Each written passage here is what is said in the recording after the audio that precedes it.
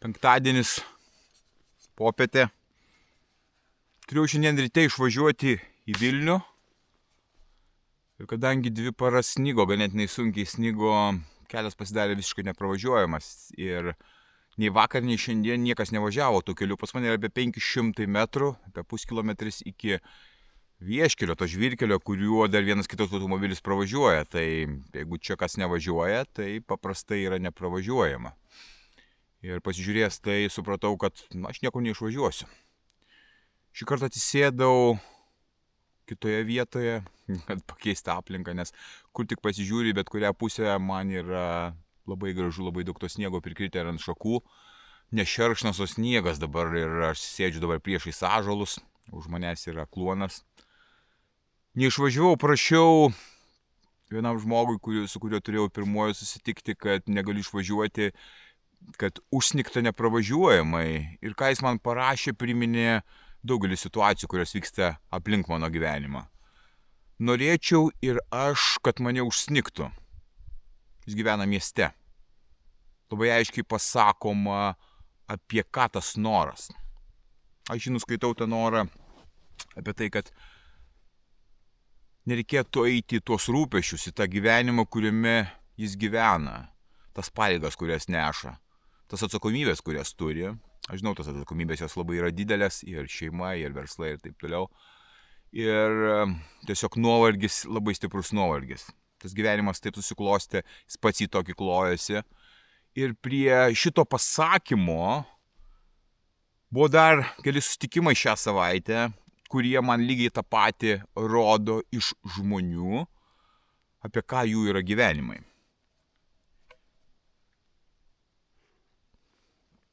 Kalbuosi su moterim, susitikimas apie gyvenimą, man pasakojasi apie savo pasiekimus, aukštumas, gyvenimą užsienyje, ypatingai turtingus žmonės, pasiekimus, operas, turtingus gyvenimus, laivus, jachtas, poilsius bet kur pasaulyje.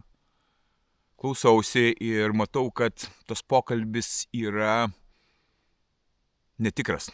Netikras iš to žmogaus pusės. Tas žmogus gyvena taip, ta moteris taip gyvena. Ir kuo toliau mes kalbėjomės, aš iš tikro jau turbūt į tą gilį, ne į tą išorinį pasaulį, apie kurį buvo pasakojama, į tą gilį apie tą žmogų. Ir kalbantis kuo toliau, tuo labiau aiškėjo ir neaugasi tas veidas. Prieš tai jis atrodė, kad koks nuostabus tas gyvenimas, kol pradėjo byrėti ašaros. Ašaros apie savo gyvenimą. Nes tas gyvenimas ne jos. Tas gyvenimas ne apie ją. Tai yra tos kaukės uždėtos. Ir šiandien tas pasakymas, kad norėčiau, kad mane užsnigtų, ir yra, kad norėčiau gyventi ir turėti savo gyvenimą. Mane užsnigo ir aš šiek tiek atskirtas nuo to pasaulio, kuriame tu gyveni greičiausiai. Ir nesijaučiu tame visiškai blogai, aš jaučiuosi labai netgi gerai. Nebūtų nieko čia, aš turiu malkų vandens, turiu grikių ir aš kuo puikiausiai čia gyvenčiau. Medaus dar turiu, arbatos turiu. Tai aš gyvenčiau kuo puikiausiai, turėčiau ką veikti, nedingtų mano joks statusas, nedingtų niekas, nes aš gyvenu gyvenimą, kuris yra mano. Tai tie žmonės, su kuriais aš bendrauju ir iš kurių matau, iš pokalbių matau, kaip jie negyvena savo gyvenimo, kaip jie gyvena, užsidėję kaukės. Ta kaukė atėjusi kartais būna ir iš vaikystės, ir iš traumų, ir iš kažkokio tai sąmonės žemesnio lygmens. Bet žinai, kas parodo, kad tas gyvenimas yra skausmingas, jų atsiverimas. Jiems sudėtinga atsiverti, bet kalbantys su manim ganėtinai paprasta atsiverimą tą padaryti, tai yra labai svarbu, bet prieš kitus nesinori atsiverti, norisi būti, atrodo, lyg tai ir sėkmingų, ir lyg tai gyvenančių kaip taip ir savo gyvenimą, bet tai nėra dažniausiai jų gyvenimas ir beveik visais atvejais ne jų gyvenimas. Tas gyvenimas yra gerokai paprastesnis ir daugelis norėtų įgyventi paprastesnį, kad jame jaustis gerai. Aš gyvenimą savo vertinu pagal tai, kaip aš jaučiuosi. Jau ne vieną kartą apie tai sakiau. Tai ne dėl to, kokią aš tarnybą turiu, pareigas mokslą, kokį įsigijęs pinigų, kiek turiu, kokiu automobiliu važiuoju, kokiam statusė, su kokiose kelionėse buvęs, o kaip aš jaučiuosi, kiekvieną dieną atsikėlęs. Nes tie žmonės, su kuriais aš kalbuosi, jie to neturi. Ir jų įsivaizdavimas apie kokybę gyvenimo yra per daiktus, per išorinius kažkokius tai dalykus, sėkmes, bet ne apie save. Gyvenimas ne apie save, o apie ką tas gyvenimas. Ir dažniausiai tas bėgimas nuo ieškojimo yra per darbą, per svaigalus, per santykius, per kažką tai, kad tik tai pabėgti, būti pastoviai užimtume. Užimtas užimtumu, taip sakyčiau, nieko ypatingesnio, kažkokios tai karjeros, verslai ir gyvenimas eina, metai eina ir nėra to atsakymo apie gyvenimą, o iš kur jį gauti, kaip suprasti, jeigu tu tiek susivėlęs tam gyvenime, kad nesupranti, kas tai yra realybė. Ir aš matau šituos žmonės, nekaltindamas jų absoliučiai, nes aš ten lygiai taip pat buvau, kaip Paklus ir Kurčius.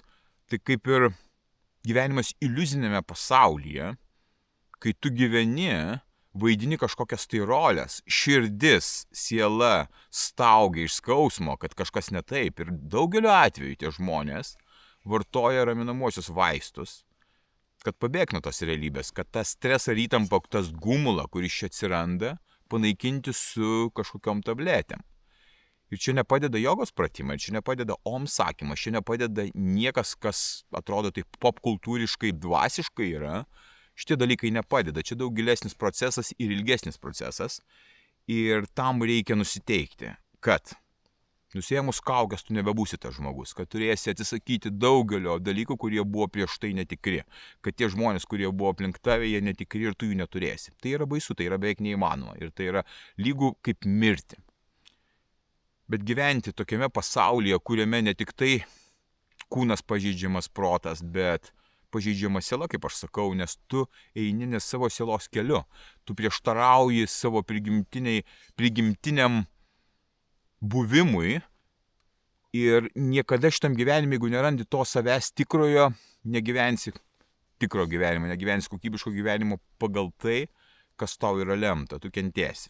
Teks turbūt išmokti kitame gyvenime, jeigu pavyks, ar dar kitame, ar kažkur tai dar kažkaip tai. Ir nesigailiu nei vienos tos akimirkos, kalbėdamas per savo patyrimo prizmę, kad aš tapau toks apie nieką. Kad aš tapau žmogumi paprastu, kuris gyvena tokiom kukliom sąlygom, kuris gyvena gamtoje, kuris džiaugiasi paprastais dalykais, kuris pastebi smulkes detalės ir paukščiukus, ir gamtą, ir sniegą, ir lietų, ir vienatvę, ir tamsą, ir baugumą, kuris yra čionais, o ne mieste.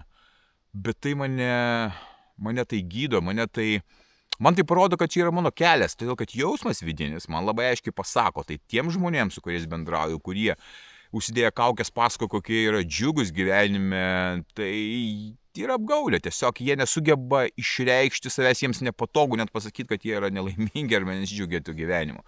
Džiaugiasi gyvenimu savaip suprasdami.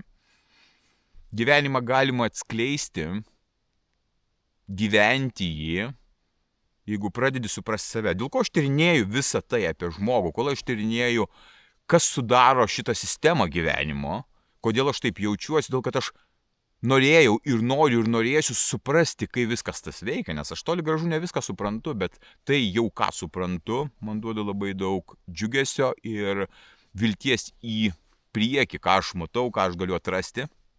Ir tai darbas su savimi, atrasti save, kad galėtum gyventi aukščiausios kokybės gyvenimą. Aukščiausios kokybės gyvenimas yra, kai tu jautiesi gerai su kiekviena diena.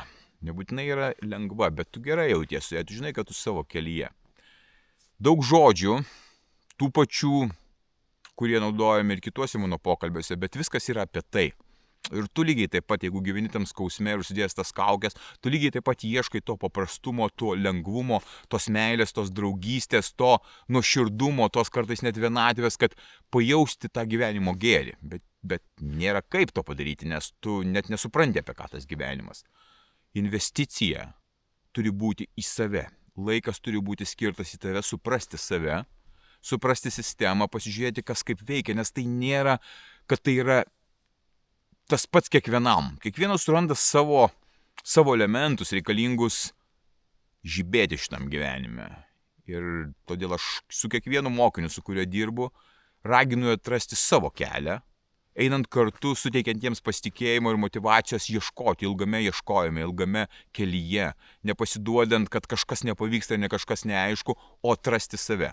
Kai tu atrandi save, pradeda vykti tie stebuklai, kurie ir parodo, kad tu savo kelyje, tu gerai jautiesi, tu turi tą stiprybę reikalingą šitam gyvenime ir toliau klausi ir toliau bandai atsakyti į tuos savo klausimus, apie ką tas gyvenimas. Nagrinėju ir nagrinėsiu šitą temą iki gyvenimo pabaigos, kad galėčiau padėti savo gyventi, kad galėčiau padėti tau gyventi, suprasti tam tikrus elementus, kad gyvenimas iš tikrųjų yra ypatingai įdomus. Jame daug yra paslapčių, nuotykių, atradimų ir tai ne daiktai, tai ne karjera, tai ne pinigai, tai ne prabangus automobiliai, tai daug daugiau.